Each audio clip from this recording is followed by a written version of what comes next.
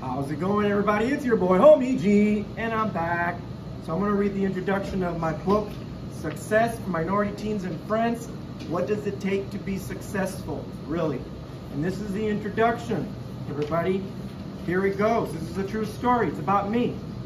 It goes, I spent 10 years of my life angry with white people. Every last one of them was racist. To confirm my belief about whites, I looked for racism in their words or actions, often making something out of nothing. My anger was like a beast, eating me alive from within. I had to work extremely hard to keep it from tearing me apart. Only negative and destructive interactions with the gringos, Spanish for the whites, kept the beast feeling full. I distrusted every single one of them, despite what they said or did to help me.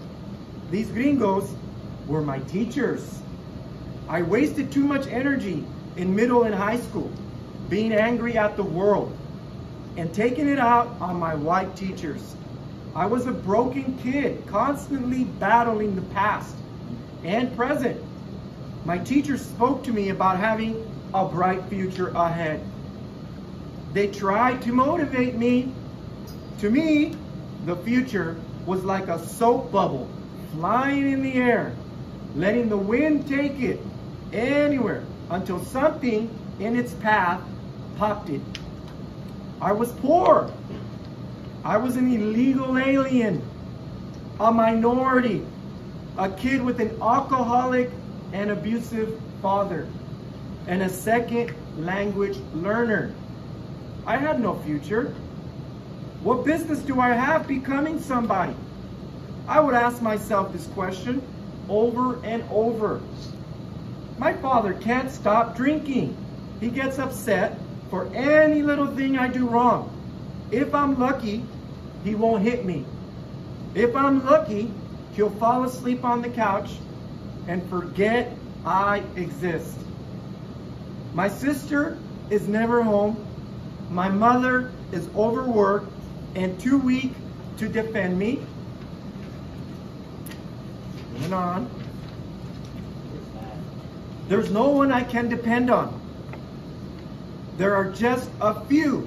These are just a few of the many conclusions I had made back then about my situation. I had very little going for me. To make matters worse, I was suffering from both anxiety and depression, and I didn't even know it. The future is all about uncertainty, and it's why many people are scared of it. Uncertainty made my anxiety spike, so I felt horribly nervous every day of my life.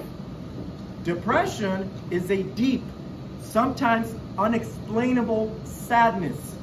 It strikes without any warning. There were too many things wrong with me, and I fell into many bouts of depression.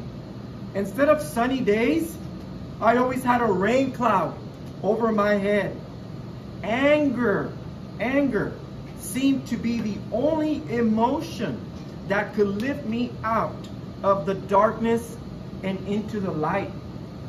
It was anger and wanting revenge that kept me alive long enough to defeat my early challenges. It's how I got to college.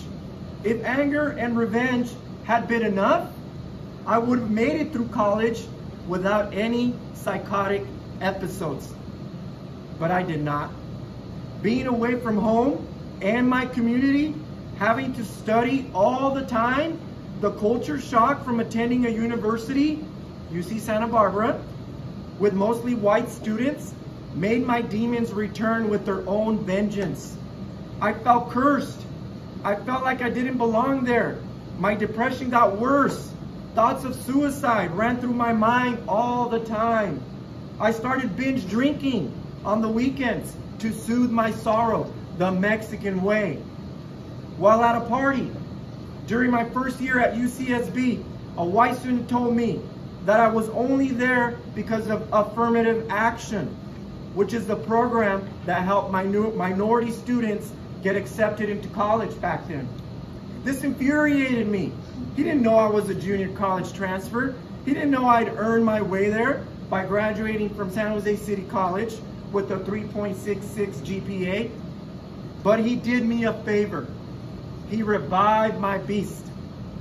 A white woman at the bursar's office, that's where you go pay your bills, also kept my beast alive. I was there to pay my tuition, waiting my turn to hand over my check at the cashier station. She came to me and asked, "Are you lost?" I said, "No." Her last question to me was, "Well, do you go to this university?" It took everything I had not to punch her in the face.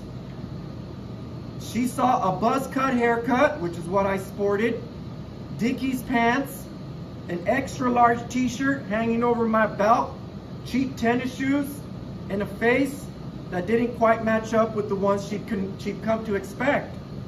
I had been profiled. That lady's ignorance challenged me to prove that I belonged at UCSB. I did more than prove it. I made the dean's list 3 separate occasions and graduated with a Bachelor's of Science degree in biological sciences, biology. My grade point average, 3.86. Now stop and think about this. Have you ever used anger to do something positive with your life? I spent 10 years working as a high school assistant principal, and the students that were sent to my office, they all misused anger. They let anger get to them. They got in fights with other students or used their anger to bully others. Anger is how many of them control their parents. Finally, these students use anger as an excuse.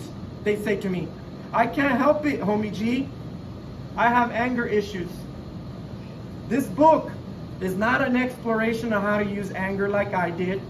It's going to be about how to deal with racism, problems you have, ignorance, pain, fear, identity struggles, and much more.